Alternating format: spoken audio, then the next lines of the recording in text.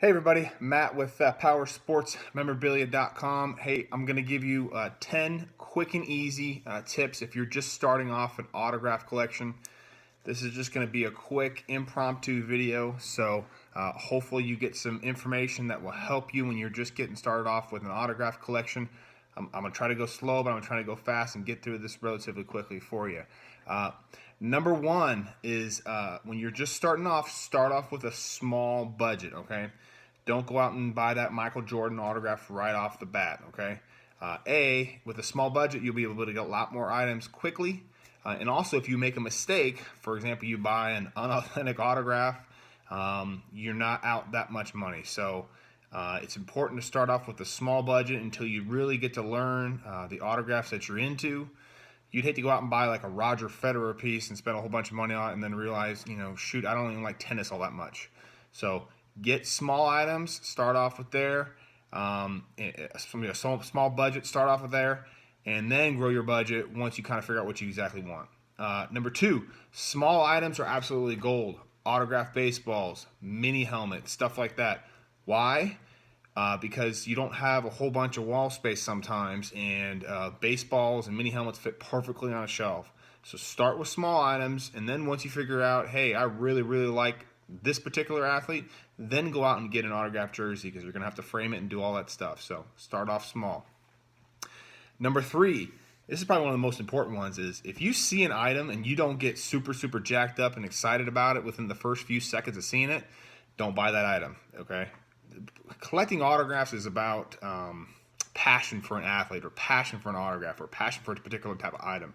So if you don't have passion for it right when you see it, it's like a girl. If you go out and see that girl and you're like, wow, she's attractive, I really like her, you're going to probably want to go up and talk to her, right? But if you see someone you're like, I'm not really all that interested in, you're probably not going to waste your time, right?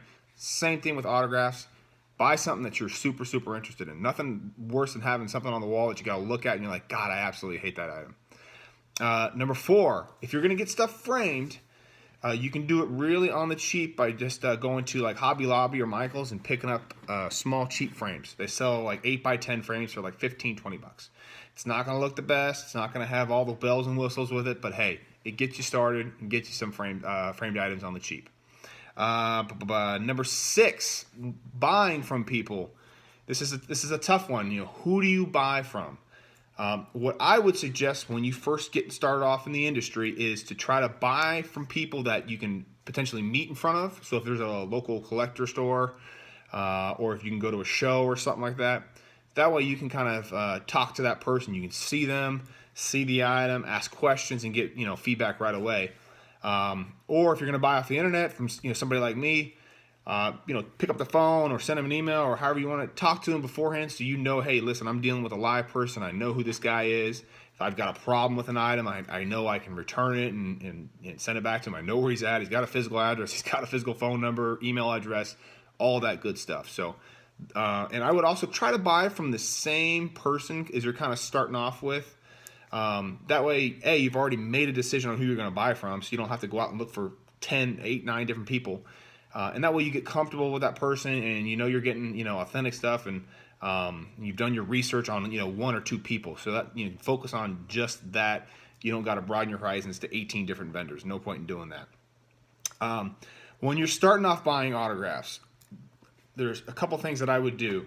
Is one, I would try to attend shows if possible, get the autographs in person if you can, or send them into autograph signings. That way you don't have to really focus on, hey, what cert does this come with? And I'm not really familiar with what PSA or JSA or Beckett is or all these other companies.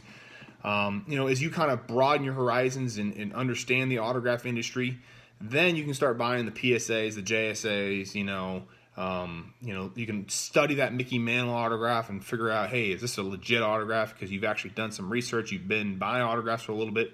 And it's like going out. You don't go out and buy a Ferrari right off the bat, right? You've got to work your way up. You got to get like a little easier car to work on than buying a Ferrari, right?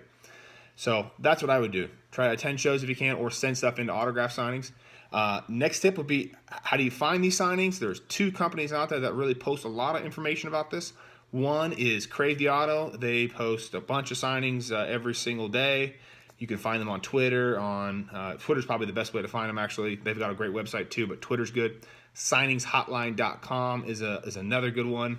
So those two guys would be really great places to find actual real autograph signings where athletes are doing the signings. Let's see where we at here. I think we're on number 8. So study an autograph. If once you've kind of been in the industry a little bit, you're just getting started, but you want to go out and buy like a vintage autograph, right? Somebody who's not obviously doing autograph signings anymore.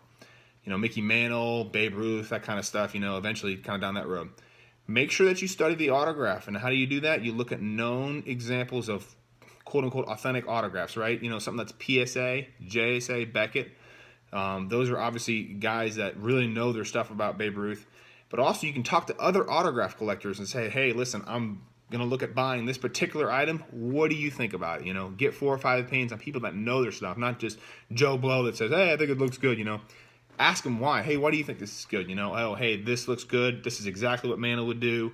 Whatever it is. So the next tip, number 9, I guess we are now, is join the Facebook groups. Autograph Facebook groups are out there all over the place. That's where you can meet other collectors. You can also join like Facebook pages online, or website pages online, where people have a ton of groups out there where you can bounce ideas off and tell them, hey, is this authentic? Or what do you think about this collection? Or should I buy this? Or should I do that? It's a great way for you to just kind of connect with other people that are kind of in the same position as you are. There's just a ton of, you can search on Facebook for autograph groups. There's a ton that are specialized just like in Oklahoma Sooner stuff or whatever you're looking for. And last piece of advice that I would give is once you've kind of accumulated a little bit of a collection, you've got some money into it, definitely insure your collection. It's super, super, super cheap to do so. You would hate to have something happen where you have, a fire or somebody breaks in or whatever's going on. You lose something or whatever's going on, and lose that big particular item like a Michael Jordan autograph or that Babe Ruth ball that you bought. So insure your items. They're super cheap to do, and make sure you get that done once you get a decent sized collection. So hopefully those tips have helped. Leave a comment below on kind of which tip you like the best, or if you're asking if you got any other questions on just starting off with an autograph collection. Whether you buy from me or somebody else, it doesn't really matter to me. I just want to make sure that you guys are doing it right, the best you can from the first get-go. Obviously, you're going to make mistakes sometimes. You're going to buy an item maybe you don't like or whatever, but hopefully some of these tips are going to help you do the best you can with your autograph collection.